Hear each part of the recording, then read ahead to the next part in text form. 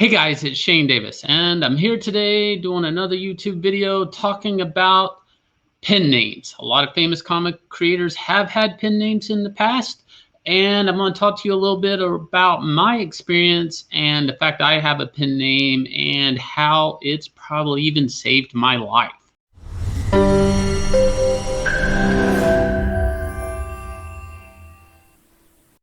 So let's talk about what a pen name is. Traditionally, a pen name is a name that maybe an author would take at one point in time, hence the name pen, that maybe if they were moonlighting on a project or they maybe they were writing a type of fan fiction or something that they didn't want to affect their career in another market, uh, they would come up with these pen names to write in secret, so to speak. Over time, there's been different uses. I mean, the idea of a pen name can have a lot of utility to it. So there's numerous reasons to have a pen name. You may not actually like your name. Your name might not look nice. Like a lot of Hollywood actors maybe have like a type of pen name of sorts because it looks more presentable on paper than their full name. So a lot of times people will shorten parts of their name, and you kind of, for a lot of reasons, you want your name to kind of look, if at all possible, kind of short and sweet. You don't want too many letters in your name, if possible. Some names that come to mind, like Stephen King. The word King, sometimes they'll just put his last name in bold. Things like that, especially in copy and print. Having a shorter name and compact can mean a lot. There's also, I'm going to talk about some of the more famous comic creators that have had pen names in the past. Number one, let's talk about Stan Lee. Stan Lee, famous for co-creating 90% of the Marvel Universe. Very famous. If you don't know him from comics, you probably know him from his cameos in tons of Marvel movies. Stan Lee's original name, believe it or not, was actually Stanley Lieber. Stanley Lieber decided, once he was working at Marvel Comics for his brother-in-law, I think it was his brother-in-law, as the story goes, he took on the name when he started writing Stan Lee to protect himself from prose writing, meaning like his funny book comics wouldn't affect his other career writing. And of course, he saw the appreciation and fun in writing comics, and that became his career.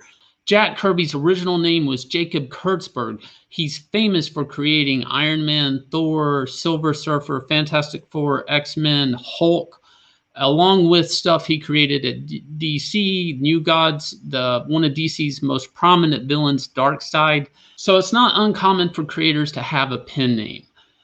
So there's a couple of reasons maybe somebody would take on a pen name. One of the main reasons, again, with some of these guys I was talking about, they wanted their name to look better on paper and print. Maybe they thought it would be easier for a kid to remember, and they were fighting with other creators on the newsstands for, fan favorite. I myself go by a pen name, Shane Davis. Shane Davis is not my real name, and I want to talk a little bit about that today as a creator with a pen name and what I have learned in my 15 plus years of comics of how it serviced me. First, think about a pen name, something that you're going to be comfortable with, something that you may want to how it looks on paper to you, and really think about it, because this is what you're gonna, you can't change it. Pretend like it's a tattoo that you can't ever get erased. It's going to be something that's going to stick with you the rest of your life. And this is a very important thing that I've came to learn the hard way, is the world's not a safe place.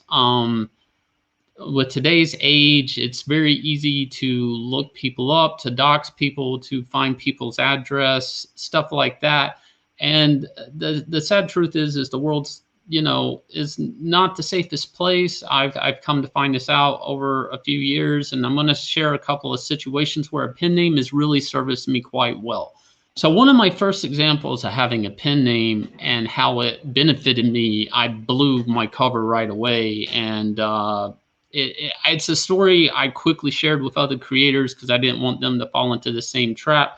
But basically, I had been approached by someone imitating a convention, a big convention in Florida, MegaCon, to go out to their convention. They were going to give me a hotel, fly me in, and hook me up with a table. This is not very uncommon in the comic business because all conventions have con coordinators that, you know, they position all the tables in Artist Alley and stuff. So this is very common that you're always going to deal with somebody at a convention. You don't just walk into a convention and get a table. The table is already set up for you ahead of time. They make sure you're, you know, they have to do the arrangements in Artist Alley and whatnot. So it's, and they have to have hotels, flights, all that stuff booked. So this is very common to have somebody you deal with. And in my case here, and I'm going to show you the messages, you're going to see a transaction where through social media, someone was impersonating a con. Again, I've tried to hide all the names in these, never reach out and talk to these people. I'm not saying to do that or anything. I'm just showing some situations so you understand the value of having a pen name. And not just that, but protecting your identity after you have a pen name, which you'll see in this transaction. I actually had messed up unknowingly in a weird way through an eBay sale. So let's go into that. So here I had a person reach out to me. As you can see, we had 52 mutual friends at the time. This is back in 2011. So I'm going to read this out again. Never contact this person. I went to the measures of trying to hide their information on here, but again, their name may poke up here or there. Hello, Shane. Everyone just calls me JC.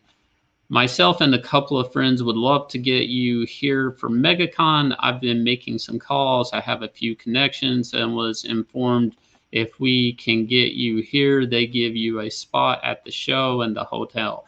I just need to where you will be coming from so I can start getting some airfares to make sure I can afford to get you here. I have been a Superman fan for as long as I can remember. It had been a really long time that I picked up a Superman comic, and gave me goosebumps. Earth One did and does exactly that. Like most Kal-El fans, I don't really like anyone messing with his origin on his look, but you and J. Michael nailed it. I've probably read Earth One maybe a dozen times, and sometimes just flipping to one of my favorite pages for some drawing inspiration. I'm a huge fan and admirer of yours and would be honored if you would make it. Hope to see you there. So at this point, this looks like a person to me, and you'll see in the transaction as it unfolds, I'm assuming this is just an invite to a convention. I normally would get a few of these a year. A lot of times I pick and choose depending on my schedule what I go to. So we'll just, you know, leave it at that. So, hey, JC, I would love to go to WonderCon. I may want to take my fiance is all, so let me ask her. Is it possible to be advertised as special guest? This will be my first con since Earth One's release.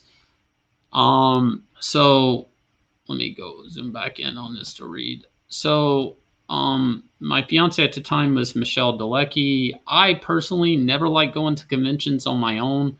I felt they were kind of, I don't want to say they were dangerous. I just didn't like traveling on my own. I've had interactions with people at cons before where I'm made to feel uncomfortable at a con, whether it's fans. I've had people sometimes won't talk politics. There's so many people at conventions, and I love comic fans, but you know, it's just because they like comics doesn't make it any different than people you'd pass on the street. So I've always been weird about traveling by myself to a convention. I don't like it, and I try to avoid it if all possible. So anyways, she responds, or they respond as, "Hi, I hope you mean MegaCon," which I mixed it up. Is March 25th through 27th and not WonderCon. I messed this up because I guess they're both in Florida. I'm not sure. As far as being announced as a special guest, it's not my call to make. I do know that they will make sure to get you announced and that you get a table and a spot on the website. And again, I have no reason to think this person isn't with the con because they're giving me the website's information, which in hindsight really doesn't add up to a lot. Anybody can copy and paste a URL. I just need to know where in the country you are coming from. So I continue with saying that I'm flying out of New Jersey, out of Newark. That was my closest airport and where I always flew out for my conventions. Awesome. Already got a couple of good airfares. Going to get some more info tomorrow so we can get the ball rolling. Is your fiance coming with you? I only ask because I am going to cover the cost of your plane ticket unless I can't get a really good deal. I don't know if I can afford 2 plane tickets. Also, the only thing I ask in return is for a custom drawing of Superman by you, of course. While you are here, let me know if she's coming and I'll do my best to see if I can cover both flights. Thank you again. You're welcome. What's and then I replied with what's the custom drawing for, and then I didn't hear back from them, and then I wrote back to them again.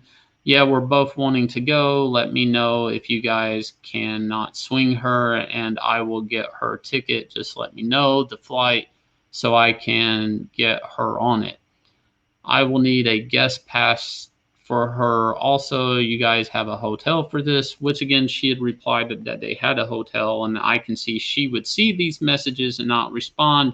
And this is where everything started to go south. I didn't. This is where I got alarmed that she quit responding after this. After I wouldn't, I am insisted that I'm not going to the convention alone, and I basically contacted MegaCon because some time had passed, and I was going to try to do promotion for me at the convention, meaning post on my social medias and whatnot. And I hadn't heard back from the convention, and then I looked on the website and I wasn't listed. I wasn't expecting them to pay for my fiance. Like I said in the response, I would pay for her. I just needed a pass and needed my arrangements, and I needed to be able to advertise it. So at this point in time was running against me on promoting my appearance at the con, and I looked up a phone number on MegaCon's website and called somebody, which I think it sent me to a comic shop. I don't really remember. I talked with somebody there about the situation. They seemed very shocked and surprised and acted like I was crazy, because the person I was talking to is the person that sets up all of Artist Alley, and they had never heard of me or had my name on the list. Like, they knew who I was, but this was the first they had heard about me attending their con. So they wanted me to send everything I had, because this seemed like a bit of a situation for the con, that somebody was impersonating their con, because I guess there's some legality problems there. And I hadn't known at the time, but I guess there have been stories in the industry where certain creators had been flown into certain places, pretend with people. I think maybe there was a story with Jeff Loeb, and I think I'd heard later on a story about Mark Wade, maybe, where these people got on a plane and got off, and they got in the car and they ended up in somebody's house or something, and they just wanted to talk comics, and there was no convention. So I guess the convention took this pretty seriously. And again, these are my emails with the convention, which seem to take this pretty serious. There was a number on the website that I called yesterday. I'm letting the person know I talked to them. Pasted below is a conversation. It just seemed unprofessional and odd. There was a story about a popular comic writer doing a con store appearance, and the guy that picked him up just drove him to their house to talk comics, sort of funny. But the writer did not think so and demanded to be drove back to the airport. Not sure if this was one of those, but makes me feel uneasy when he did not like this idea of me traveling alone. I just hope this is not going around to other comic pros under your con's name. I had already took steps to adjust my busy work schedule for the con. If some chance you do know this guy, he has my address. I looked back. He ordered a sketchbook for me. Do not provoke him towards me, as he seemed weird, and I still do not understand his intentions with me. So what had happened is I was also selling some sketchbooks on eBay, and I was mailing them from home. Again, I should have had a PO box. That's one of those things to me that always just seemed funny, PO boxes. And it wasn't until this moment in life I actually understood and appreciate the reason for having a PO box. To me, I always felt PO boxes were weird. Like, I want the mail to come to me. I don't want to go to the post office to get my mail. But in hindsight, I really should have had a PO box. And I advise anybody that does any type of comic work, get a PO box. It's really gonna save you a lot of headache. At this point in this conversation, I'm know this person has my address because they ordered something from me off of eBay, and they just tried to get me, only me, onto an airplane. They had no, at this point, the convention has me not set up. They have no table for me. I was not even going to be able to walk into the convention. So the convention coordinator was pretty professional in this. They were like, Shane, unbelievable. I have no idea who this gentleman is. I am at a loss. This type of thing has never happened before. We have never had an individual use our name for their own means. I will need to attempt to contact him to see what his exact intentions were and why he would ever imply that he had connections at our show. How do you feel about that?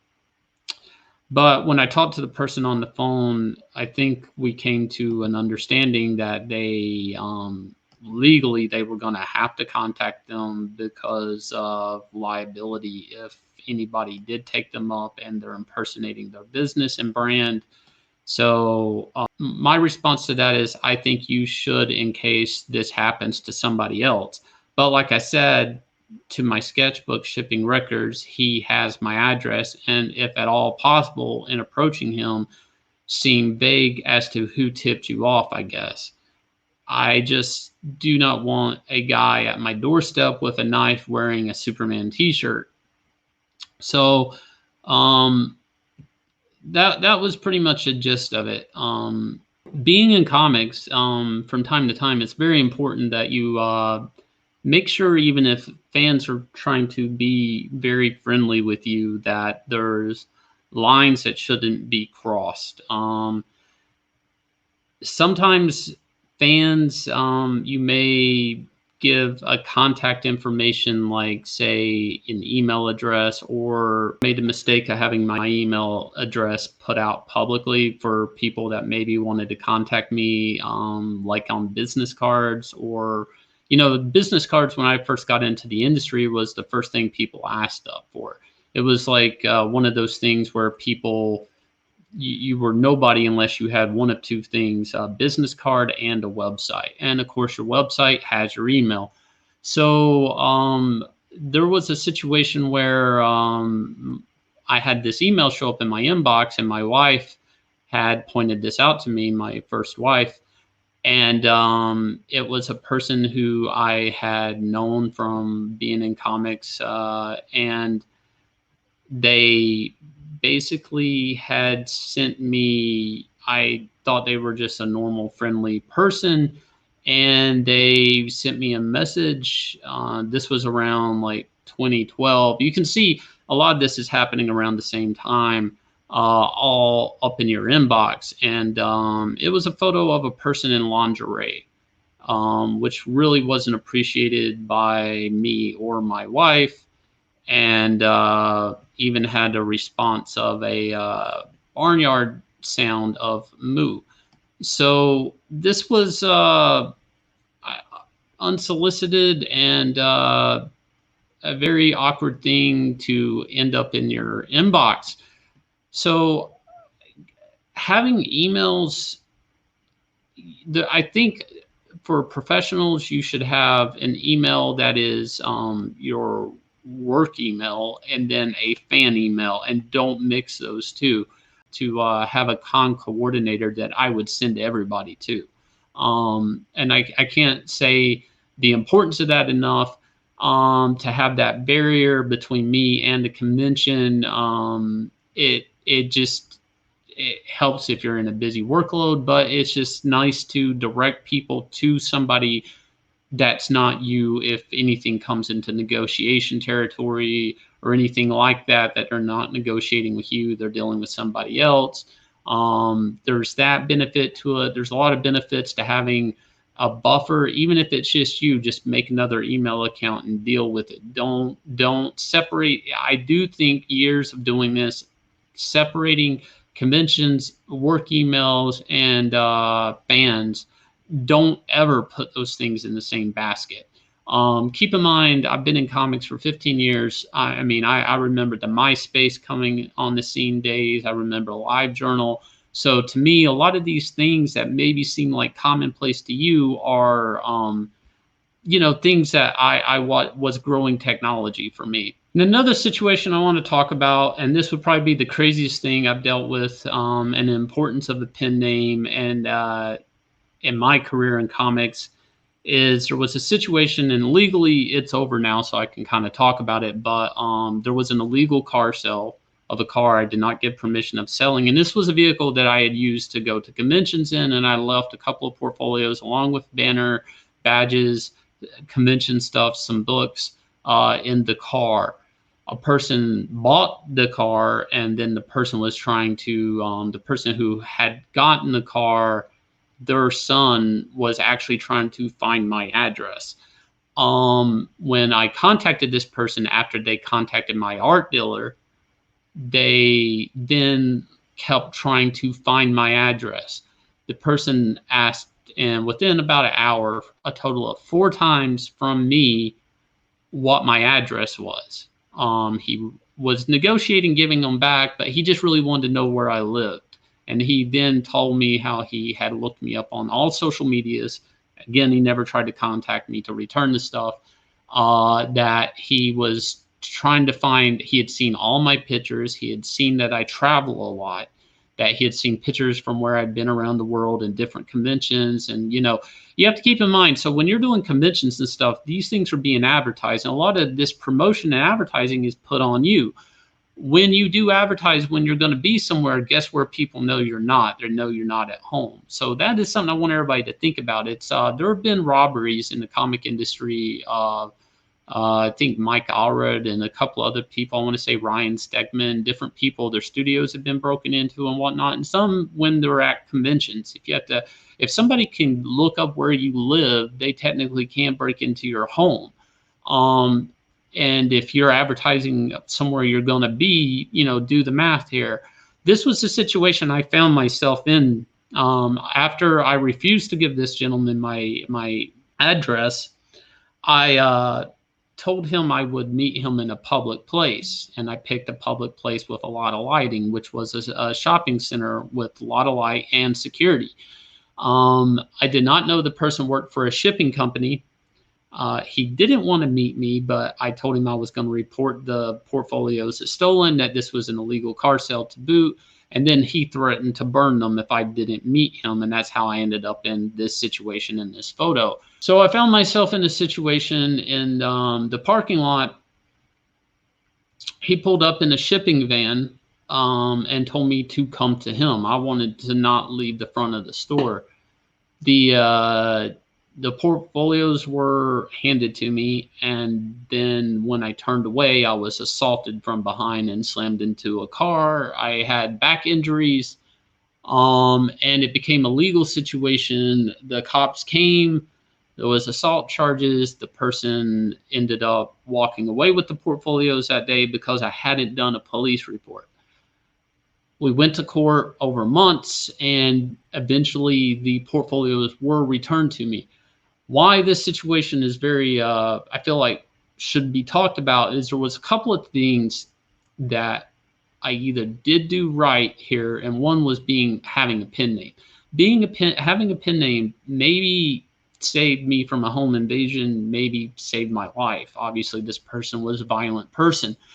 Because I had a pen name, he was unable to find my address. He was Googling for Shane Davis and couldn't come across it because he didn't know my real name. That was a weird side effect, lucky charm of having a pen name here. I'm very thankful for that. And I do think that's something worth noting in this situation. The other thing I had done right here is I mostly use an art dealer whenever I do original art sales. I do not want to be part of that transaction most of the time. Now, there are really good art dealers out there. I'm not going to go through and name them all. I've had quite a few, and all of them were great people, every single one of them. And what I like about having an art dealer is, they're not getting your address.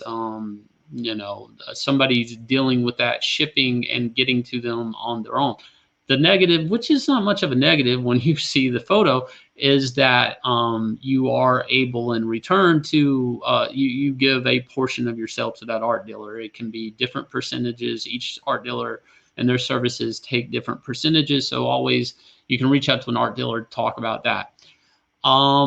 This was very important to me in this situation also because he tried contacting my art dealer to sell the stuff. My art dealer then contacted me because it was very suspicious that this person had so much of my stuff.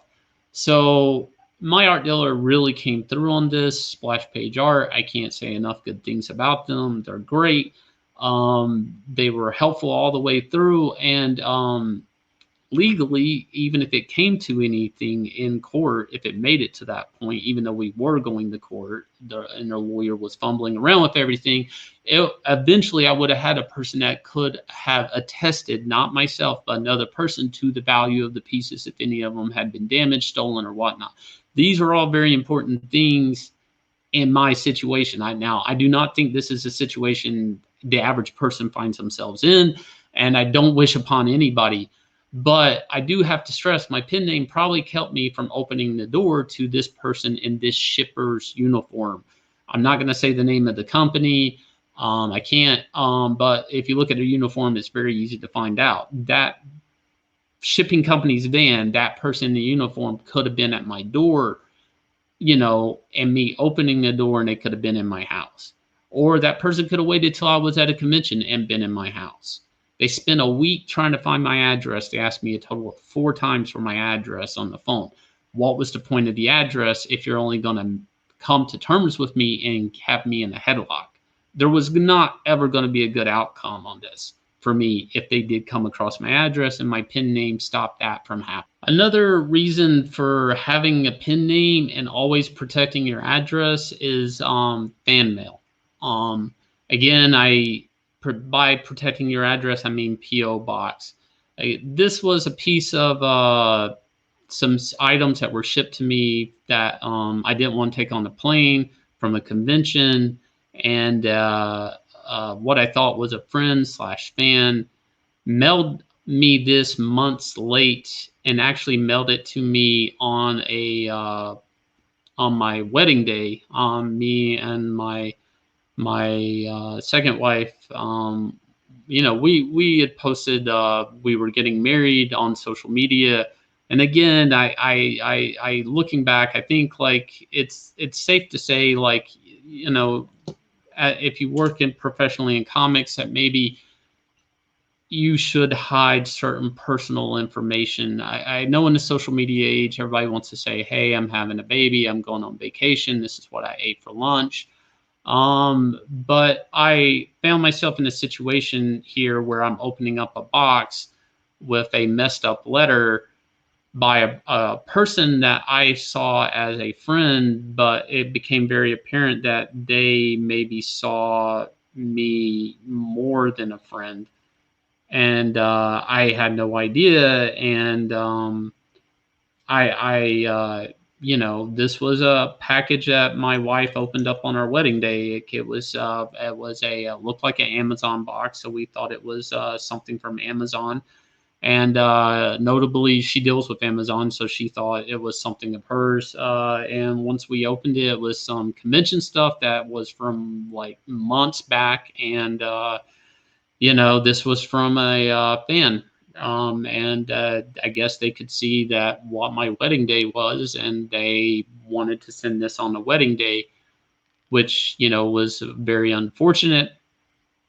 So I do advise, that if you're working in comics, there are certain aspects of your life and private life, especially life events.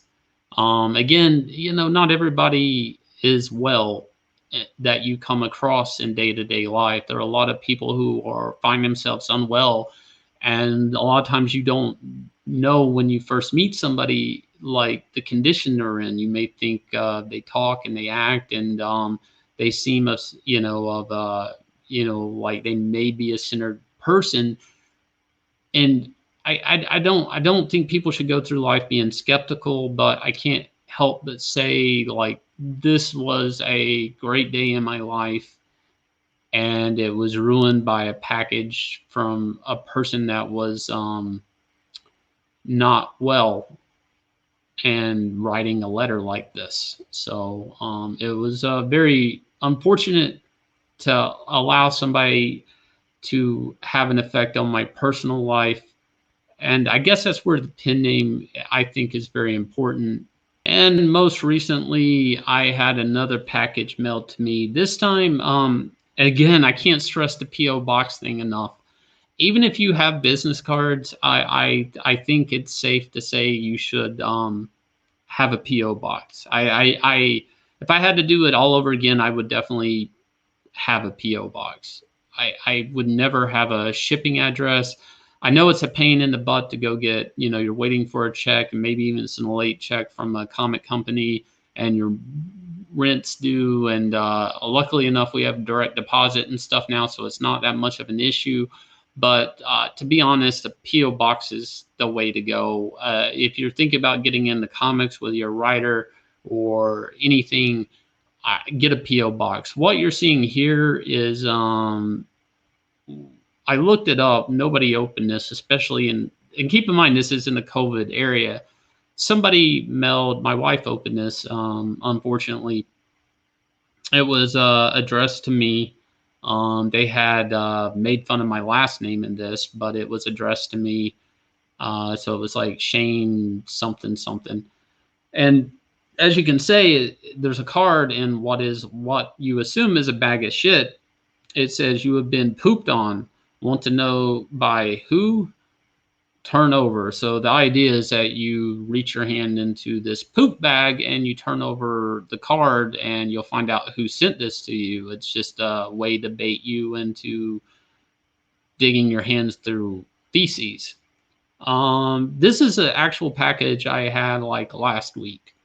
Um, I don't really feel good right now. I know the world's going through a lot of crazy times. Um, I'd like to say all my situations here about my anonymity, my personal life, the fact I have a pen name. I would like to say, like, the fact my wife opened this last week. I don't feel too good. I know the world's in a crazy place and everything, and I guess this drove me to make this video. And I just think everybody, if I'm not saying not everybody in comics, whether it's a fan, professional, con attendee, anyone in any job or any position in comics, social media groups, anything. I do. I had people sometimes say to me, I seem very private, and I don't seem like I'm very loose, and I don't tell everybody. And maybe I'm kind of standoffish or aloof. I know people act like, why am I distant? Why am I not so talkative to people sometimes? And I don't know if people understand, like, some of the things that happen to you when you work in comics, and why you may act a certain way. Being mailed bags of shit is not fun. Being mailed packages on your wedding day is not fun, with threatening letters. Having people trying to put you on a plane to not know if you have a hotel room, not have a table at a convention, impersonate a convention, when you don't want to travel a long day, act weird to you. There's like, I don't really, I feel like I don't act aloof. I just feel like I maybe keep a safe distance from everybody whenever possible. So this was a bit of an interesting video. I don't want to end everything on a bad note. That was kind of like the straw that broke the camel's back, and I kind of want to do a video. I do think for anybody wanting to get in comics, having a pen name is a good idea. comic books is a lot of hard work. And some of the first things I notice when I see people's portfolios is the first thing an artist wants to do is perfect their signature. They want their signature down. Sometimes the signature looks better than the actual drawing. Mine did when I was young. That was the first thing I wanted to do, was put my name on the piece of artwork. And today, sometimes I finish a cover and I don't know where I'm fitting my name in at all. It's the last thing I think of. What I'm saying to you is as yes, it's a lot of hard work, and you want to take pride in your work, and you want to put yourself out there on your work. That's all a given. Nobody's telling you not to do that. I do think you need a PO box right off the bat. But having a pen name, I look at it also as another form of protection. So this was an interesting video. But anyways, these are a handful of my odd situations I've had in comics over the years. I benefited a lot from having a pen name, and I'm happy I had one. And it's something I want to encourage anybody thinking about getting into fan fiction type medium to maybe think about. Anyways, I hope you guys stay safe, and everybody have a good one.